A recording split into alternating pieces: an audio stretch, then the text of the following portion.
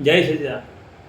કવિરાજનું પદ છે, भ्रांति से भगवान है करता, हकीकत में कुछ और है, संयोगित पुरावा बाकी सारी पोलम पोल है.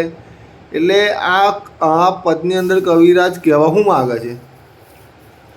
પોલમ પોર એટલે સાહેબ તમે સાચા છો તો એ કુદરત પાછલા અવતારના આધારે કર્મનું ફળ આલા છે, અને તમે ખોટા છે તો એ પણ પાછલા અવતારના આધારે જે ભાવ કરેલા એના આધારે કર્મનું ફળ આલા છે. હા, હવે એનો તમે જે કહો છો તેનો સર પાક્કો બતાવો. રામાયણનો રામચંદ્ર ભગવાન કે જેમને એમના પત્ની સીતા એમને પોતે સતી કરેલો, રાવણ પાસે જતા પહેલાં એમને પોતે સતી કરેલા હતા, અને રામને ખબર હતી કે સીતા માતા ચોખ્ખો છે. રાઈટ કે રોંગ? રાઈટ. હવે ગાદી પરથી એમને ફરમાન આપવું પડ્યું કે સીતા માતાને વનવાસ જવું પડે. તો સીતા માતાએ પ્રશ્ન પૂછ્યો કે તમે તો જાણો છો કે હું તો સતી છે, એનું ચોખ્ખી છે, પણ છતાં આવું કેમ? ત્યાં રામચંદ્ર ભગવાને એવું કહ્યું, રાજધર્મ. તો એ રાજધર્મ કહ્યું ને એટલે સીતા માતા એવું કહ્યું કે આ દુનિયામાં કોઈનું કોઈ છે નહીં. એટલે પછી એમને કોને પોકાર કરી? ધરતી માતાને. અને ધરતી માતાને પોકાર કરી એટલે ધરતીની અંદર સીતા માતા સમાઈ ગયો. અને રામચંદ્ર ભગવાનને ખૂબ દુઃખ થયું. પણ સાહેબ, માણસ ફરજની અંદર લાચાર હોય છે. ફરજ એટલે કઈ? કે દરેકને જે ફરજ આવી હોય, રામચંદ્ર ભગવાનને રાજધર્મની ફરજની આ નથી કે રાજધર્મ.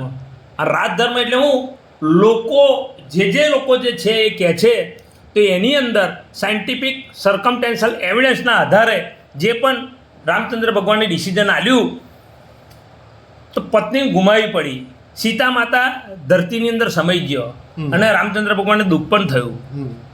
તો કહેવાનો ભાવાર્થ કે આ જગત જે ચાલે છે એ સાયન્ટિફિક સર્કમટેન્શિયલ એવિડન્સના આધારે ચાલે છે. એની અંદર સંસારની અંદર તમે ડીપમાં જવા જાઓ ને, બહુ ડીપની અંદર, તો પોલમ પોલ છે એ જ્ઞાની પુરુષનું સાહેબ છે ને મૌલિક સંશોધન છે. એટલે આ જગતની અંદર આત્મા સિવાય કોઈ જગ્યાએ સુખ નહીં. આત્મામાં રહી અને વ્યવહારને જે બધા નિકાલ કરવાના છે ને એ ફરજ તરીકે નિકાલ કરવાના છે. એટલે ફરજિયાત છે કે મન, વચન, કાયાની જે ક્રિયાઓ છે એ જન્મથી મોત સુધીની ફરજિયાત છે કે તમે કોના બાપ બનવાના છે, કોની મા બનવાના છે, કોના ભાઈ બનવાના છે, કોણ ગુરુ આપણા બનવાના છે, આ બધું જ ફરજિયાત છે. પણ એ ફરજિયાતની મર્યાદા શું છે? ત્યાં આપણું નિજનું સ્વરૂપ. એ નિજનું સ્વરૂપ એટલે હું? ત્યાં હું નિર્ણય નિશ્ચયથી કેવળ શુદ્ધાત્મા છું, અને એ શુદ્ધાત્મામાં રહેવા માટે 5 આજ્ઞા છે. અને સોનુભાઈ 5 આજ્ઞામાં રહો ને તમે તો તમે નિરાવરણ થાવ,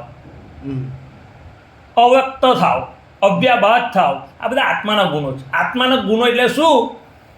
કે એ બહાર જે વ્યવહાર છે ને એની અંદર ગુણ નહીં, અને બહારના જે ગુણો છે એ આત્મામાં નહીં. પણ આત્માના ગુણો આ જ્ઞાની પુરુષે જે આપ્યા ત્યારે આપણને આત્માનું સુખ આવ્યું. કેમ? કે ગુણોની ભજનાથી જ આપણે ગુણાતીત થઈ ગયા, સ્વરૂપમય થઈ ગયા, અને સદાત્મ સ્વરૂપ પરમ ગુરુ થઈ ગયા. એટલે આવું ગુરુ બનવાનું ના બનવાનું એ નહીં, પણ ગુરુ એટલે પ્રકાશ, અને પ્રકાશ એટલે આત્માનો પ્રકાશ, કોઈ વ્યક્તિનો પ્રકાશ નહીં. એટલે આ જગતની અંદર તમે ડીપમાં જાઓ ને તો પોલમ પોલ જ છે, પણ ડીપમાં કોઈ જતું નહીં, અને જગતને સત્ય માન્યું છે. એટલા સારું આપણને આપણું સનાતન સત્ય સમજાતું નહીં. અને સનાતન સત્ય ક્યારે સમજાય? કે તમે તમારા પ્રત્યેક સંજોગોને જોવા જાણવાના પ્રોસેસની અંદર આ વૈજ્ઞાનિક પ્રયોગથી રહો તો જ તમને વિજ્ઞાન ખુલ્લું થાય. સુનભાઈ સમજાયું? સમજાયું. જય સચિદાનંદ. જય સચિદાનંદ.